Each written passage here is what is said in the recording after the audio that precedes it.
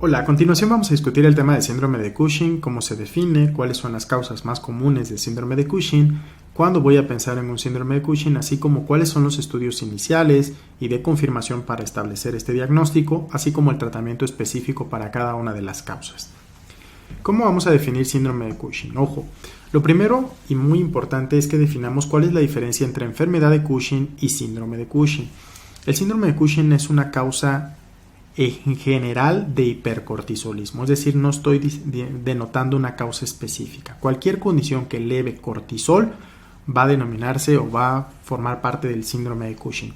Aquí puede estar la enfermedad de Cushing, puede estar el uso crónico de corticosteroides exógenos, puede estar un tumor productor de cortisol, puede estar un tumor productor de ACTH, es decir, el síndrome de Cushing es un diagnóstico, como bien se menciona, sindromático. En el caso de la enfermedad de Cushing, vamos a estar ante el escenario de una tumoración que produce ACTH en la hipófisis. Ojo, enfermedad de Cushing es un adenoma productor de ACTH a nivel hipofisario. Por lo tanto, es muy importante que diferenciemos estas condiciones. Ahora, una vez que sé cuáles son las diferencias entre un síndrome de Cushing y una enfermedad de Cushing, voy a denotar cuáles son las causas más comunes. Si yo hiciera el ejemplo de 100 personas que tienen síndrome de Cushing, 80 de estas personas van a tener una causa como son el uso crónico de corticosteroides exógenos. Es decir, 80% de las causas de síndrome de Cushing son etiología exógena. Y de esos 100 personas con síndrome de Cushing, 20% van a tener una causa endógena. De esas 20 personas que tienen una etiología endógena productora o incrementada de cortisol, voy a distinguir que la causa más común es la enfermedad de Cushing, aproximadamente entre un 70 y 80% de las causas. De estas 20 personas, aproximadamente 15 tendrían enfermedad de Cushing, un 20% sería una etiología suprarrenal, es decir, aquí tendríamos 4 personas con una etiología adrenal y probablemente 1 o 2 personas sean una causa ectópica de producción de ACTH. Entonces, recuerden estos porcentajes. De síndrome de Cushing en general, el 80% de las causas va a ser etiología secundaria al consumo crónico de corticosteroides. Entonces, si te preguntan cuál es la causa más común de síndrome de Cushing, la respuesta va a ser uso crónico de corticosteroides.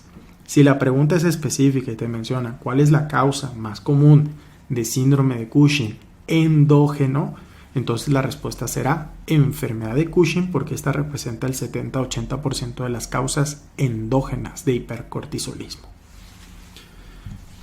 Una vez que ya sé las diferencias entre enfermedad de Cushing, síndrome de Cushing, cuáles son las etiologías del síndrome de Cushing, ¿cuándo voy a estar ante el escenario de síndrome de Cushing? Bueno, hay manifestaciones clínicas específicas que nos van a hacer pensar en esta circunstancia. Por ejemplo, un paciente con hipertensión, con hipocalemia, alcalosis metabólica, pero que además tenga estrías violáceas, cara en luna llena, plétora facial, que tenga debilidad de carácter proximal. Recuerden que los pacientes con uso crónico de corticosteroides pueden desarrollar debilidad proximal. Además, los pacientes van a hacer manifestaciones en piel como son el adelgazamiento, defectos en la cicatrización de la piel, equimosis, pueden tener alteraciones menstruales como oligo o amenorrea, hirsutismo y así también elevación de glucosa. Si me dan el caso clínico de un paciente con síndrome de Cushing con todas estas manifestaciones, pero que además se queje de cefalea o de mianopsia homónima bitemporal, entonces me están orientando a contestar la posibilidad de una enfermedad de Cushing, es decir, un tumor productor de ACTH a nivel hipofisario. ¿Cuál va a ser el estudio que tengo que solicitar para cuando yo ya sé que el paciente clínicamente tiene síndrome de Cushing? Lo primero que tengo que hacer es confirmar ese estado de hipercortisolismo. Ojo que no voy a establecer si la causa es enfermedad, si es un adenoma o si es un tumor productor de ACTH. Hasta aquí lo primero que tengo que hacer es confirmar el estado de hipercortisolismo. Y esto lo voy a hacer con 3 opciones. Cualquiera de estas 3 opciones. Si tengo que elegir una para fines de examen, elegiría cortisol en orina de 24 horas, cortisol libre en orina de 24 horas. Si este está aumentado, va a ser un estado de hipercortisolismo. No sé si es por Cushing, por enfermedad de Cushing, si es por un tumor productor de cortisol a nivel suprarrenal, pero sí sé que es un estado de hipercortisolismo. Las tres opciones son cortisol en orina de 24 horas, prueba de supresión con dexametasona a dosis bajas me refiero a 1 miligramo. Si yo administro 1 miligramo de dexametasona por la noche, por la mañana lo que yo esperaría sería supresión de cortisol.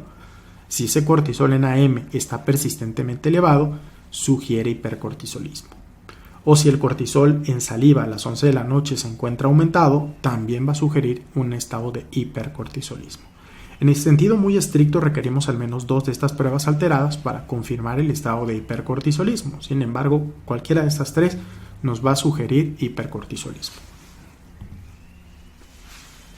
Una vez que yo ya sé que el paciente tiene hipercortisolismo por clínica y por estudio de cualquiera de estas 3 pruebas previamente descritas, voy a determinar la ACTH. La ACTH me va a permitir saber si ese estado de cortisol aumentado es porque tengo ACTH aumentada, como en el caso de la enfermedad de Cushing, o un tumor ectópico productor de ACTH, o si es una causa independiente de ACTH como una causa suprarrenal.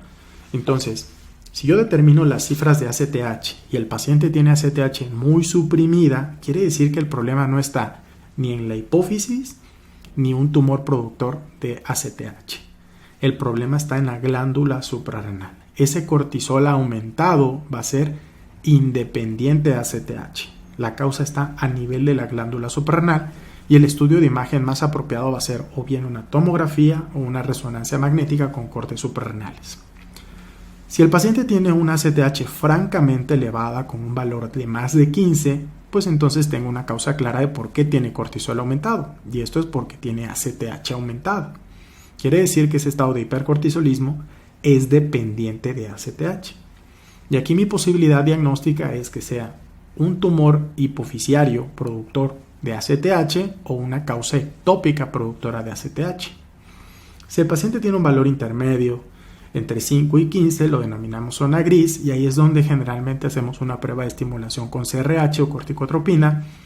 Si aumenta la ACTH después de la administración de corticotropina, es dependiente, es decir, es una causa o bien por enfermedad de Cushing o tumor productor de ACTH, pero si no hay cambios, entonces es independiente y el problema está a nivel de la glándula suprarrenal.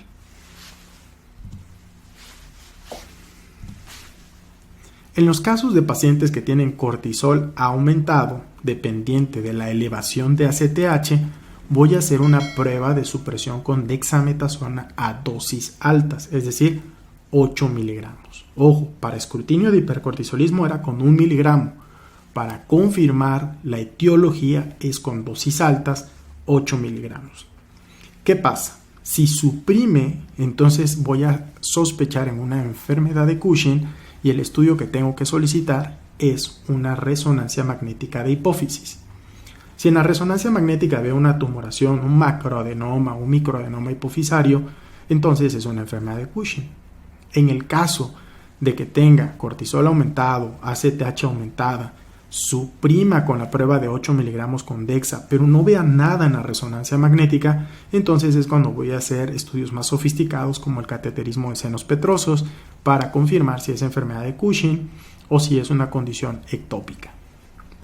Ahora, si el paciente no suprime posterior a la prueba con dosis altas de dexametasona, entonces lo que voy a sospechar es que tengo una tumoración ectópica que produce de forma ectópica ACTH. Lo más común es que sea pulmonar, un cáncer microcítico de pulmón, y entonces voy a pedir una tomografía de tórax o voy a pedir una tomografía de cuerpo completo buscando esta tumoración productora de ACTH ectópica. Una vez que ya tengo el diagnóstico, ya lo confirmé, pues el tratamiento va a ser dependiendo cuál sea la causa. Si la causa del síndrome de Cushing es el uso crónico de corticosteroides, ¿cuál va a ser el tratamiento? La suspensión de los corticosteroides exógenos. Si es una causa de síndrome de Cushing endógeno por una enfermedad de Cushing, entonces la cirugía transesfenoidal será el tratamiento de elección.